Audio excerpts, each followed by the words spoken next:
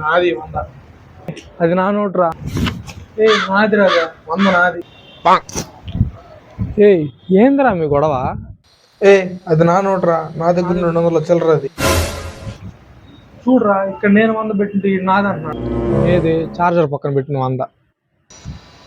నేను అర్థాలు చెప్తానా? మొన్న ఉడకబెట్టిన గుడ్లు తినేసి పిల్లి తిని చెప్పింది నువ్వా నేనా?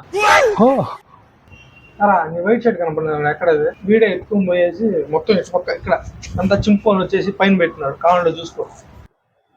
నిన్న రాత్రి చీకట్లో నీ ల్యాప్టాప్ దొక్కేసింది వాడే, అడిగితే నాకు తెలియదు అని చెప్పినాడు.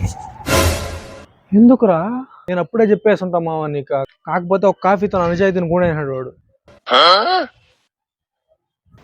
మొన్న ఎక్స్పెరిమెంట్ ఒక చార్జ్ ఎత్తుకొని ఏదో చేసి నువ్వనే. రే అవసరం లేని మాట్లాడద్దు, నా డబ్బు నాకు ఆపండిరా. అది నాది.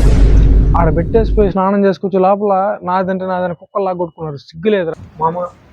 చెప్పురా. నా నోటు కూడా సేమ్ ఉంటుంది, అందుకనే చూసుకుంటా. మామ, నిన్న మనం టిఫిన్ తినడానికి వెళ్ళినప్పుడు నీ డబ్బులు కూడా నేనే ఇచ్చాను. ఈ 100 నాకు ఇచ్చేయచ్చు కదా? ఊరికే నన్ను అంతకుండా చేయదురా. రే వద్దులే, అయినా మన రూమ్మేట్ మన మధ్యలో లెక్కలేదు. ఇలాంటి వాళ్ళతో రూమ్ షేర్ చేసుకుంటాం నన్ను అనాల.